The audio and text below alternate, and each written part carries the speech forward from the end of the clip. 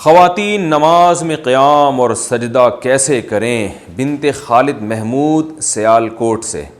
خواتین تکبیر تحریمہ میں کتنا ہاتھ اٹھائیں، ہاتھ کس طرح سے باندھیں، سجدے میں پاؤں کس طرف نکالیں اور سلام کس طرح پھیریں؟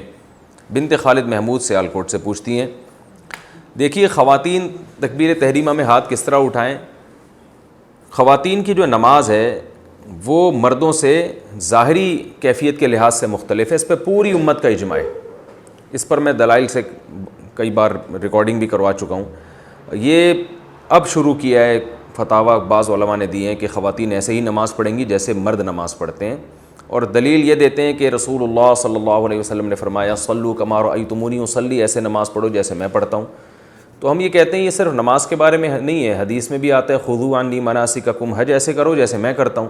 لیکن اس کے باوجود پوری امت کا اجماع ہے کہ خواتین حج میں رمل نہیں کریں گی، جو سینہ اکڑ کے طواف کیا جاتا ہے۔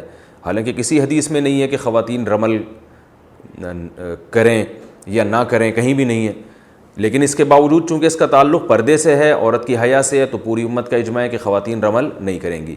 صفا اور مروہ کی سعی، نبی صلی اللہ علیہ وسلم نے تو صفا اور مروہ کی سعی دوڑ کر کی ہے، کہیں بھی نہیں ہے حدیث میں کہ آپ صلی اللہ علیہ وسلم نے عورت کو دوڑنے سے منع کیا ہو۔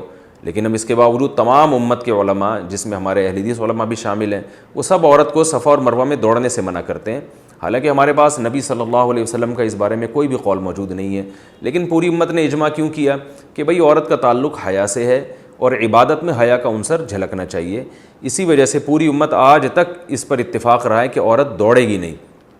اسی طرح لبیک آہستہ کہنا، تو حالانکہ رسول اللہ صلی اللہ علیہ وسلم نے تو لبیک زور سے کہا ہے، لیکن اور عورت کو کہیں بھی نہیں ہے حدیث میں کہ نبی نے زور سے لبیک کہنے سے منع کیا ہو، مگر پوری امت کا اجماع ہے کہ عورت آہستہ لبیک کہے گی، کیونکہ حج ایک عبادت ہے اور عبادت میں عورت کی حیا کا عنصر جھلکنا چاہیے۔ تو اسی بیسس پر امت کا اس پر بھی اجماع رہا ہے کہ اگرچہ حدیث میں صراحتاً نہیں ہے کہ عورت سمٹ کے نماز پڑھے، لیکن پوری امت کا اجماع رہا ہے کہ عورت سمٹ کے نماز پڑھے گی، مردوں کی طرح چوڑی ہو کے کشادہ ہو کے نماز نہیں پڑھے گی جیسے مرد سجدہ کرتے ہیں یا مرد رکوع کرتے ہیں۔ اس میں امام ابو حنیفہ، امام شافعی، امام احمد بن حنبل، امام احمد بن حنبل تو امام بخاری کے استاذ ہیں، حدیث کے بہت بڑے عالم ہیں، وہ تو یہاں تک بھی کہتے ہیں کہ عورت نماز میں تکبیر تحریمہ والا رفع الیدین ہی نہیں کرے گی تاکہ ہاتھ اٹھانا ہی نہ پڑے اس کو۔ تو اور امام شافعی سے بھی یہی منقول ہے کہ سمٹ کے نماز پڑھے گی۔ تو چاروں ائمہ سے منقول ہے، تابعین، تبع تابعین، اور آج تک امت کا اس پر اجماع چلا آ رہا ہے۔ تو اب اگر کوئی اس میں حدیث کا مطالبہ ہم سے کرتا ہے کہ حدیث میں دکھاؤ کہ کہاں لکھا ہے کہ عورت سمٹ کے نماز پڑھے گی، تو اس سے فوراً آپ مطالبہ کریں کہ حدیث میں یہ کہاں لکھا ہے کہ عورت آہستہ لبیک کہے گی، عورت صفا اور مروہ کی سعی جو ہے وہ دوڑے گی نہیں اس میں بلکہ چل کے کرے گی، اور عورت رمل نہیں کرے گی، سینہ کڑا کے پہلے 3 چکر نہیں لگائے گی طواف کے۔ تو جیسے وہاں حدیث نہیں ہے امت کا اجماع ہے، تو ایسے یہاں بھی حدیث نہیں ہے امت کا اجماع ہے۔ یعنی حدیث سے میری مراد قول رسول صلی اللہ علیہ وسلم۔ ہاں صحابہ تابعین کے آثار ہیں، وہ تو موجود ہیں ہمارے پاس۔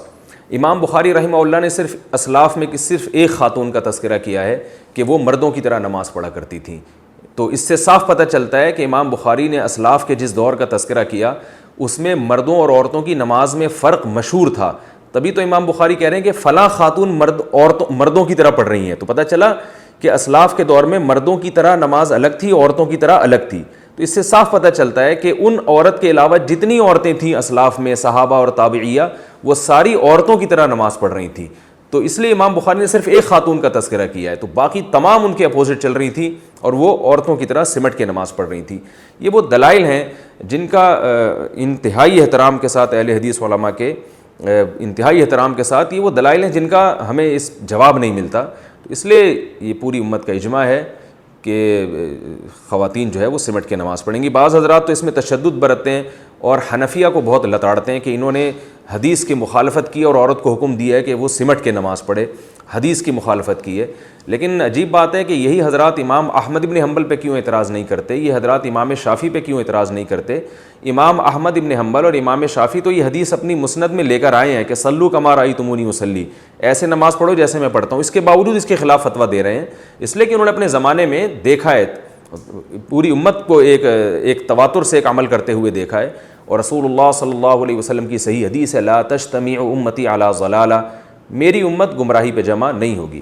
یہاں تک کہ جو اہل حدیث حضرات ہندوستان میں 150 سال پرانے جو فتاویٰ ہمیں ملتے ہیں اس میں اہل حدیث کی کتابوں میں بھی یہی لکھا ہوا ہے کہ عورتیں سمٹ کے نماز پڑھیں گی. تو یہ اس دور میں ایک میں سمجھتا ہوں کہ ایک نیا فتویٰ ہے جو چل پڑا. غلطی ہر انسان سے ہوتی ہے, لیکن ہمیں امت کے جو اجماعی مسائل ہیں ان میں انحراف نہیں کرنا چاہیے.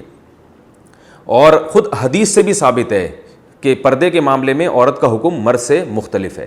جیسے کہ رسول اللہ صلی اللہ علیہ وسلم نے ارشاد فرمایا, عورت کی گھر کی نماز مسجد کی نماز سے بہتر ہے. کیوں؟ گھر میں پردہ زیادہ ہے. نبی صلی اللہ علیہ وسلم نے یہ بھی ارشاد فرمایا کہ عورت کے اندر گھر کے کمرے کی نماز صحن کی نماز سے بہتر ہے. حالانکہ وہاں کوئی دیکھنے والا نہیں ہے, کوئی نامحرم تھوڑی ہے, عورت کا اپنا گھر ہے. میں اس لیے کہہ رہا ہوں کہ بعض علماء یہ کہتے ہیں کہ بھائی اگر اکیلے میں عورت نماز پڑھ رہی ہے تو پھر بھی اس کو سمٹ کے نماز پڑھنے کا حکم کیوں دیا جاتا ہے, حالانکہ وہاں تو دیکھنے والا کوئی نہیں ہے. تو ہم یہی بات کہتے ہیں کہ عورت کے گھر میں کوئی نامحرم نہیں ہے, پھر بھی حدیث میں آتا ہے کہ صحن سے کمرے میں نماز پڑھنا اس کے لیے زیادہ بہتر ہے. تو اس سے صاف پتہ چلتا ہے کہ عورت کی نماز میں حیا کا عنصر جھلکنا چاہیے اور یہ ظاہر ہونا چاہیے کہ یہ عورت ہے. حدیث میں یہ بھی آتا ہے, آپ صلی اللہ علیہ وسلم نے فرمایا التسبیح للرجال والتصفیق للنساء. امام سے اگر نماز میں غلطی ہو جائے تو مرد اللہ اکبر یا مرد سبحان اللہ کہہ کے غلطی پہ تنبیہ کرے گا, لیکن عورت کو آواز نکالنے کی اجازت نہیں ہے. حالانکہ نارملی عورت کی آواز کا پردہ نہیں ہے, وہ ضرورت کے وقت بول سکتی ہے, لیکن نماز میں اس کو بولنے پر بھی پابندی لگا دی کہ وہ دائیں ہاتھ بائیں ہاتھ کی ہتھیلی پر رکھ کر ایسے تالی مارے گی جس سے امام کو پتہ چلے گا کہ وہ غلطی کر رہا ہے. تو پتہ چلا نماز کے باہر کے احکام الگ ہیں, نماز کے اندر کے احکام الگ ہیں.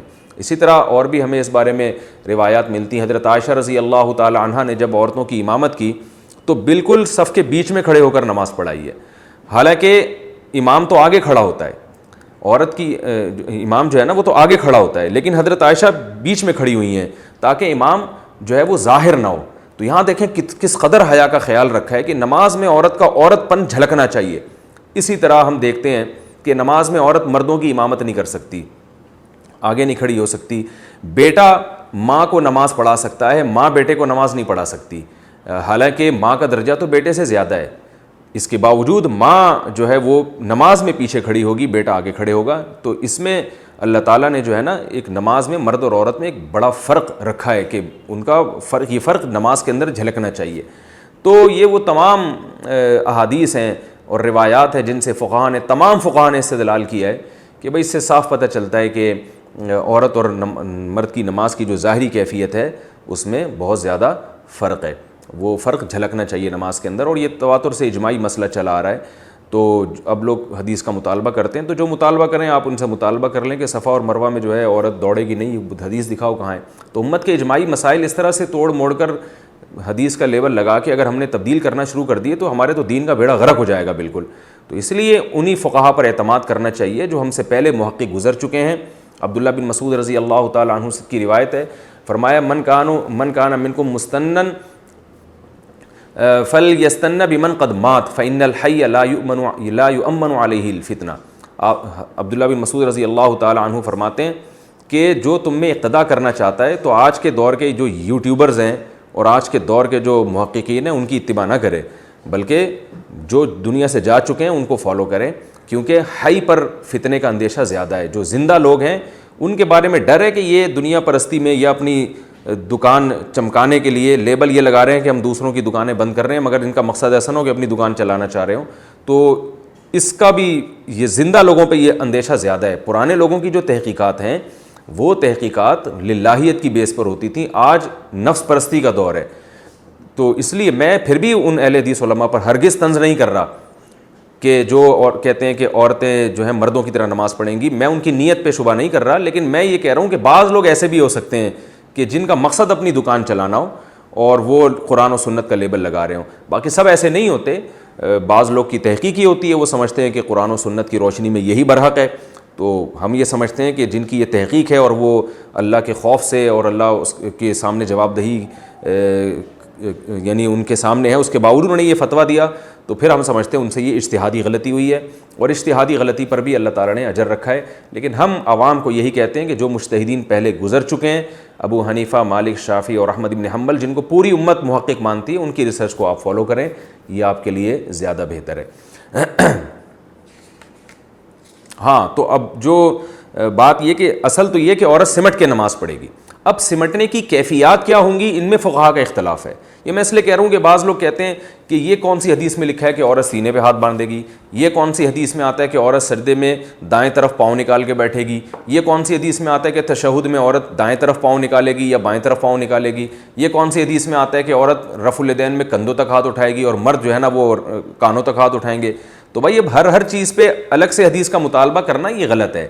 اس لیے کہ جب سمٹنا ثابت ہو گیا اجماع امت سے، اور اجماع کا حجت ہونا وہ حدیث ہی سے ثابت ہے کہ نبی صلی اللہ علیہ وسلم فرما چکے کہ میری امت گمراہی پہ جمع نہیں ہو سکتی، تو اب وہ کیفیات مبہم ہے، احادیث میں ان کا صراحتاً تذکرہ نہیں ملتا، لہذا اس میں فقہا کی رائے ہیں مختلف. تو آپ جس فقی کی رائے کو فالو کریں وہ آپ کے لیے بہتر ہے. تو امام ابو حنیفہ کے جو فقہ ہے اس کے مطابق جو ہے، کیونکہ کندھوں تک ہاتھ اٹھانے میں جو ہے وہ یعنی اس میں عورت زیادہ کھل جاتی ہے، تو اس لیے انہوں نے کہا کہ کانوں تک ہاتھ اٹھانے میں، تو اس لیے انہوں نے کہا کہ صرف کندھوں تک ہاتھ اٹھائے جائیں.